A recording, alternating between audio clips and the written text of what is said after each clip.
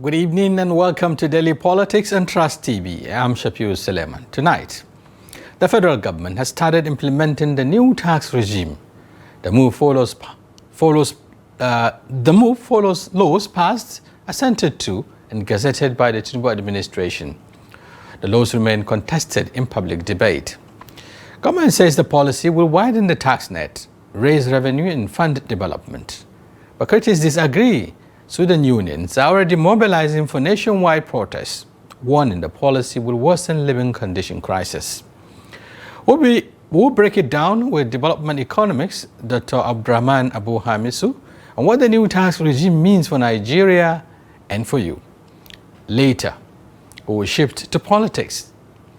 With just over a year to the 2027 elections, both the ruling APC and the opposition coalition are tightening ranks. Alignments and defections are picking up as parties position for power. We will speak with the national chairman of the Action Democratic Party, ADP, Engineer Yaba Yisani. Will be joining us shortly to speak on how the 2026 political calculation could shape the road to 2027. But first, here are major political stories making the headlines tonight. President Bola Tinubu says 2026 will open a stronger phase of economic growth for Nigeria. In his New Year message, he said the year will bring better prospects for citizens and residents. Tinubu added that ongoing reforms are yielding direction and early gains, with clearer benefits expected to reach everyday Nigerians in the months ahead. Plateau State Governor Caleb Mutfwang has formally resigned from the People's Democratic Party as he prepares to seek a second term. His resignation was conveyed in a letter dated December 29, 2025, addressed to his ward chairman in Ampang West, Mangu local government area. The move followed an earlier announcement by APC National Chairman Nentawe Ilwada that Mutfwang had joined the ruling party. The National Association of Nigerian Students has begun nationwide mobilization against the new tax laws that took effect on January 1, 2026. NANS fixed January 14 as a national day of action to oppose the tax reform law. Despite calls for oppose, President Bola Tinubu said no strong case has been made to halt the reforms. The Nigerian Revenue Service has been unveiled with a new brand identity following its formal take-up. NRS replaces the former Federal Inland Revenue Services under the Nigeria Revenue Service Establishment Act 2025, signed into law in June. Executive Chairman Zaka Dedeji said the new identity signals a fresh pace in Nigeria's revenue administration system. While some major developments in the polity, just like I said earlier, we are starting with the new tax regime. But first, let me also welcome you into 2026. I wish you all a prosperous year ahead. Going straight into the conversation, we'll be joined live by Dr. Abdulrahman Abu-Hamisu, a development economist who would break this new tax regime for us. And of course, later we'll also open the line for you to share your experiences as this new policy begins. Doctor, good to see you and happy 2026. Thank you for having me, and good evening, Nigerians. Right. Happy New Year to all of us. Right. Okay. Let me start by asking you this question. I don't know if you have started getting, or rather feeling, the impact of the new tax regime. Have you been receiving, because quite a number of Nigerians have been receiving some messages, from banks and all of that. Let me get your experience first. Well, my experience is like that of every average Nigerian that want to understand the new reality around issues around tax administration, tax collection, and the new ways we have to relate with our apps. Previously, we send monies without any narrations. We just send money to friends, purchase things. Now we are requested to go back to school to study. For instance, those items that are exempted that are not taxable, and those items that are taxable, and we are meant to always indicate what purpose we are sending any money for. So it's a new reality that we are trying to grapple with. So what does it say about, our way of life? Nigerians are used to, just like you said, sending monies, doing transactions without necessarily paying attention. What do you think this will do in terms of changing, the way Nigerians behave in respect to, handling issues like this? Well, Nigerians are used to paying tax. The only difference now is that we have to keep receipts of whatever payment, whatever received in terms of income and expenditure. Sometimes you'll be forced to print some. You are required to keep receipts that should not get missing, so that by the time the tax assessment is being carried out, you could explain and back it up with evidence. So what this means is that people that are using POS in the rural areas are people that rely on money, physical cash. Because if you go to our rural markets up to today, you want to buy grains, they will tell you that they don't do banking. They have to have physical cash. So you have to withdraw from POS. And that is going to pose a serious challenge. And, we do things by proxy a lot. For instance, if I want to buy grains for Ramadan, I usually send money to my mother. It means that I will have to educate her. If I'm sending, I have to indicate that, okay, I'm going to buy grains, and she's going to use the money to buy grains. And if she's spending the money too, she's supposed to print it out. But again, in our local economy, it is POS dominated and cash dominated. So that is going to be a bit of a challenge, even among the elites. People like us that were a bit educated. We were like this evening, I wanted to send my younger brother to get something for me. I was used to sending money to him without any narration, and without second thought, I sent the money. After sending the money, I now realized that, okay, it's a new tax regime. I had to call him to say, look, we have to print out the receipt, and then you indicate that it is money that is meant for society, so it's not income that you've earned. So that at the end of the day, you don't pay tax for what you did not earn.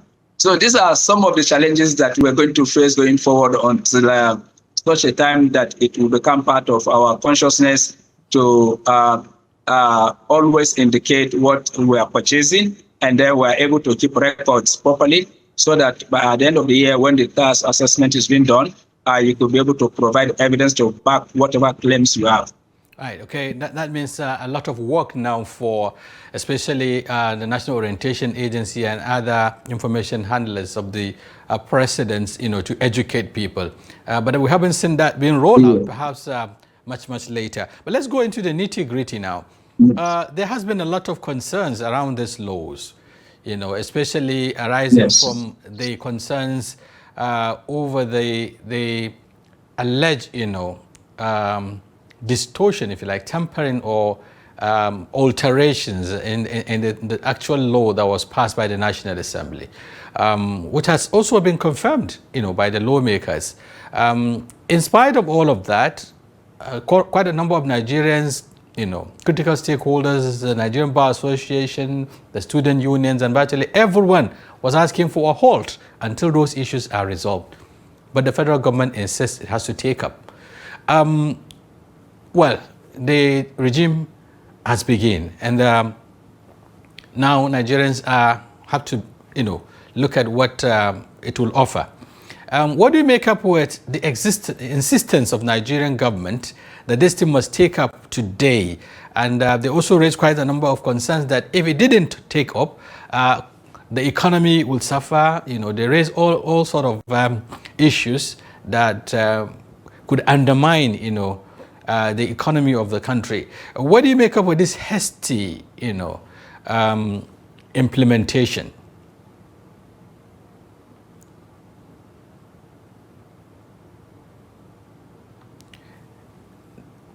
Dr. Abu-Hamisu, are you there? Okay, I think we're having issues with the connectivity. Doctor will soon respond. If you're there, yeah, let's go ahead then. With the network. You see, the fact of the matter is where there is no confidence, there is always a problem. And the issue of lack of trust, a lack of confidence in government and governance process in Nigeria is always a critical factor to the resistance to some of the reforms that the government usually propose. Where there is no trust between the governed and those that are governing them, I bet you there will be no peace. First of all, in whatever we come to do, processes and procedures usually take precedence, and they matter, and that is why people go to court to challenge the legality of the process that is leading to an outcome. Now we have a process, and the process is simple. The National Assembly ought to give us a law, and National Assembly sat, they deliberated, they consulted widely, and they came up with what is best for the country. And now the same institution, which is supposed to be the heartbeat of democracy, is the engine room of democracy, because that is where you have the representative of the people. It is an arm of government that thrives on dialogue, that thrives on consultation, that thrives on oversight. And then this same arm of government is coming to say that what we give to the executive is not what they are giving to Nigerians. And they are now saying that some of the items that they found in the new electoral, the new tax reform act are at variance with what they approved, including the part of prosecute defaulters. Now, what's supposed to happen ordinarily is for the federal government working closely with the National Assembly to investigate this issue, to see if it is true there is an interpolation, or there is addition, or there is a changing of clauses that has been done, and by whom, so that the entire cloud that is surrounding the authenticity and integrity of this document is resolved once and for all, to the extent that people have confidence in it. You see, in terms of issues around taxation, you don't coerce the people, you don't force them, you don't show to them that they don't matter when it is the people that will pay the tax. I think the first thing that led to a rebellion against colonialism in Nigeria and other places of the world was taxation, and the forcefulness of those that are collecting tax to the extent that the human dignity of the people were sacrificed. So I am hoping that the president will have a rethink, because he cannot afford to take a decision that will be detrimental to governance, that will be detrimental to 2027, because tax is such a volatile issue that needed to be handled with care. It is in Nigeria that we are grappling with insecurity. Now add that to poverty, and now you want to add another flame, fuel to the flame, which is tax, because you cannot be taxing people that are impoverished by poverty and then beaten, by insecurity, and you expect them to fold their arms. And you could see that the process is beginning.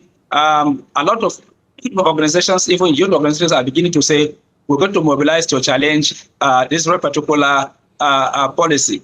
But when you handle it through dialogue, when you are able to clear the fog, people will believe in the process, and they will think probably, okay, we need to pay this tax because it is going to benefit us. But again, Nigeria is a country that is deep in corruption, abuse of office. We don't even have the figures in terms of our external revenue. We don't even know the total number of barrels of crude that we are producing. We don't know how much we are earning. Our debt keep on increasing. And then we are not talking about production. What a decent nation that is thinking would have done, and what other countries have done, was to fix infrastructure and get production, ramp up, that so that every individual will be engaged in meaningful activities that is taxable. Not that people are in poverty, there is high rate of unemployment, the roads are bad, there is epileptic power supply, people are dependent on, look, we are just operating palliative economy, and then you bring in taxation that people are rejecting from the very beginning. So what this will do is to radicalize the people, and it will not be good for the country. Yeah, but Doctor, going by the pillars we're getting from the government, largely this pushback is coming from, according to, let's talk about the ombudsman now, Tayo Oyedele. He was actually saying that all of this is being fueled by misinformation, that the actual target of this reforms, if you like, with new tax policies or laws, is not actually the ordinary people. Largely, it is about those who have large incomes and so on. He said, even if you have monies or you transfer monies up to 1 billion naira or so, nobody will debit you. It is largely going to affect, those that are not within, those that are supposed to have been taxed but are not being taxed as it is. In summary, it is about widening the tax net. Shouldn't this be the right thing to do, looking at the fact that the government is grappling with, deficit in terms of, its ability to fund critical areas of development? You talked about infrastructure earlier, and the government is targeting infrastructure, targeting healthcare, and all of that. Isn't it necessary at this point in time, to roll out some of these policies so that the government will be able to meet up with its obligations? You say, let us not model up issues. These issues are quite clear. Nobody is saying that Nigerians should not pay tax. Nigerians are asking many questions, different questions at the same time. The first has to do with the integrity of the process. There is an allegation that the federal government has not been able to address. And that allegation is the variation in the act that was a bill before the National Assembly and passed by the National Assembly for the assent of the president. And the National Assembly, especially Honorable Abdul-Samad Taswiki, alleged that what we gave to Mr. President to be assented to and gazetted is different from what we have now, assented to by Mr. President and gazetted. So it means that there are changes that have taken place. And these changes, Nigerians want to know whether it is changes or there are changes, that they can accommodate, or there are changes that they cannot accommodate, or there are changes that are meant to take away their voices so that they cannot complain by the time they start the implementation, or that their voices are guaranteed as enshrined in the Constitution. So this very particular issue have to be cleared out, and then everybody should be able to understand the fact that the process is as important as the outcome, and that the outcome reflects the process. This is one thing that the government has failed to do, to constitute a team to say that what Nigerians gave unto themselves through the National Assembly is what we've gazetted. So it's quite different from what he is saying. What he is saying is we need to widen the tax net. You see, there are other things that are supposed to be done. I hate a situation whereby all the time in this country, it is the masses, right from Obasanjo era. I remember the Democracy Day lecture that was delivered under President Olusegun Obasanjo back then in 1999 or 1990 or 2000. I remember the Minister of Information then, in the person of Professor Jerry Ghana, said that they are going to ask Nigerians to make enormous sacrifices, because at the end of it all, Nigerians will enjoy. 26 years later, Nigerians are still being asked to make sacrifices. What about the leadership? You see, this government are taking contradictory decisions that they cannot justify.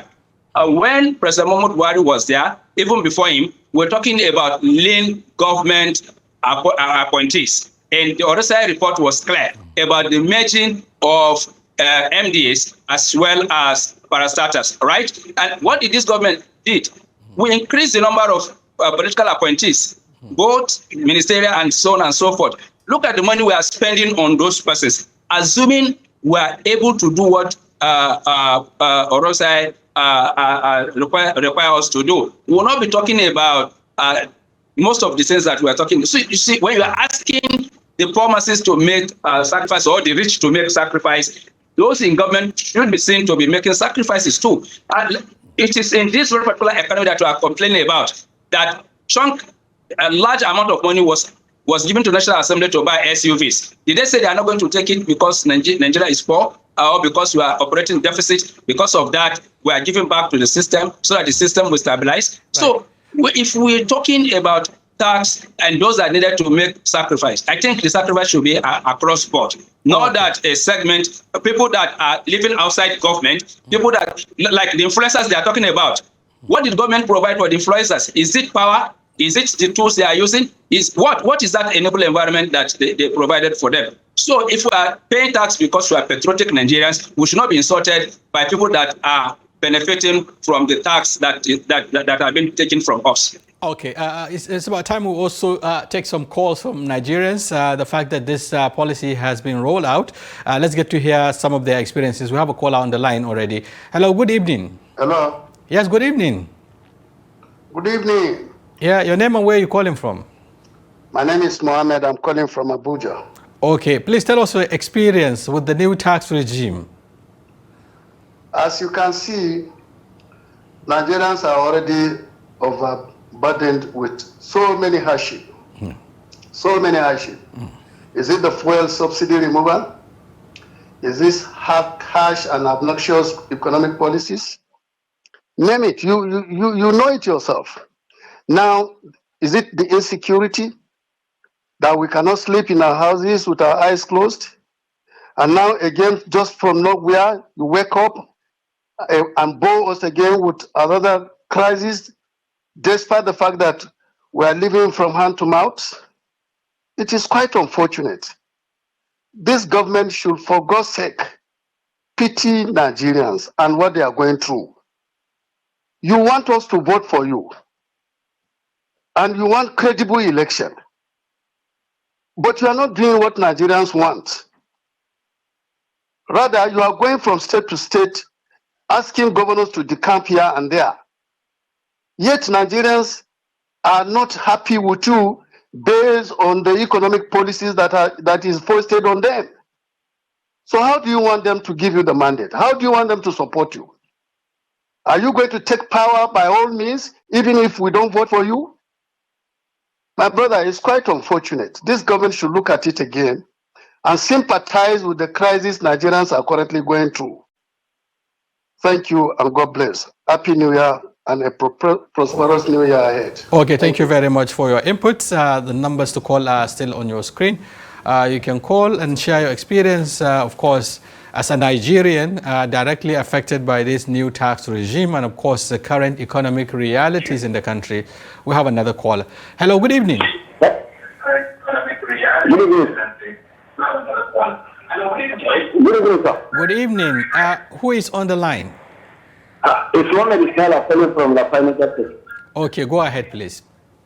Hello, sir. Very quickly, because we don't have much time, tell us your experience with the new tax regime and how you feel about it. Are you there? Okay, I think we lost the call. Let's have one more call and then go back to Dr. Abu-Hamisu to wrap up. Hello, good evening. Hello, good evening. Okay, since we're having issues with the connectivity there, in case joining, of course, we're looking at the new tax regime and how it's going to affect Nigeria and Nigerians. And we've been interfacing with Dr. Abdulrahman Abu-Hamisu, a development economist, who has been giving us some insight, on this. Doctor, let me come back to you. Okay, we have another caller. Let me round up with the calls. Good evening.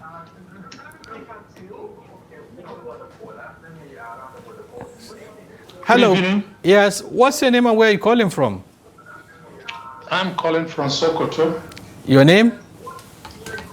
My name is Said Saleh. Okay, Said, go ahead, please. Straight to the point, because we don't have much time, Yes, actually, I can hear you, but it's rather unfortunate what our leaders are in this country are taking their people to this country. And I wonder how possible it is out of this kind of situation whereby the common man is facing in this country. It is very unfortunate that we know the way people are even crying. People find it difficult to even feed themselves. People find it difficult to feed themselves. Now you are imposing tax, a tax that they find it impossible. They find it impossible to feed themselves. Then you are not imposing tax with the little they are earning. How do you expect people to survive? And sometimes our leaders talk with impunity. When people are crying, says this thing is too harsh, it's harsh in their life. So instead of our leaders to look at this critically, to look into what people are crying for, but they find it, but they will not say anything. In fact, they even try to tell people that whether people like it or not, they have to accept what they come to. Who are you leading? You are leading people, and it is people that elect you into power, and you need to listen to them. Okay. Thank you very much for your inputs. Okay, we'll go back to... Yeah, thank you very much. I think you made the point. Right, okay. Back to Dr. Abu-Hamisu. As we round up on this segment, you've heard what Nigerians are saying. And on the other hand, the government is saying it is a necessary policy to engage, because we can continue like this. Countries that have developed actually develop using most of these revenues. Tax is not a crime, and it has helped many countries to become who they are today. Why is it different in our own case, and how do you think we can do better in terms of managing public expectations ahead of this, in the face of this rollout? You see, you cannot have a system that is corrupt, a system that is leaking, that is not able to collect taxes appropriately. You talk about taxes in Nigeria. I think Nigerians are the most taxed people all over the world. There is virtually nothing we don't pay tax on since this government came to power. And we've not even seen what they've done with it. We did not see what they've done with oil revenue. We've not seen what they've been doing with what customs are able to collect. And then on top of that, again, we're coming to impose additional tax and so on and so forth. Though the spokesman for the tax people continue to say that they are harmonizing, fine. But again, we need to see what is being done with our resources. So where you have a situation where there is trust deficit, where people are impoverished already, and then you have lack of infrastructure, then you have insecurity added to it, and then you want to tax people, go and check all over the world. Tax has never led to development. Even the advanced countries we're talking about that they use tax to develop, go and check. Majority of what they used to develop, they are stealing what from developing countries that they took back to their countries to develop their countries. And so if that is the case, then we have to look. Let us look closely. What are the Chinese doing? They did one thing. They uproot corruption from their system and make sure that whatever they are earning, they are using it for the benefit of the people, right. And they broaden production so that they are able to tax a lot of businesses and tax that are progressive, that did not lead to discontent as it is now. Nigerians, even from the two callers, you could hear from their voices this level of disappointment, the level of helplessness. Everybody cannot be docile at the same time. So people are bound to react. So as they want to impose this tax, they should brace up for protest. Okay, thank you very much, Dr. Abdulrahman Abu-Hamisu, for your informed perspectives. We really appreciate. My pleasure. Thank you very much. And viewers, we'll take a short break, and when we return, we look at the political atmosphere 2026 and of course how it's going to shape the 2027 election year. Thank you very much for staying with us.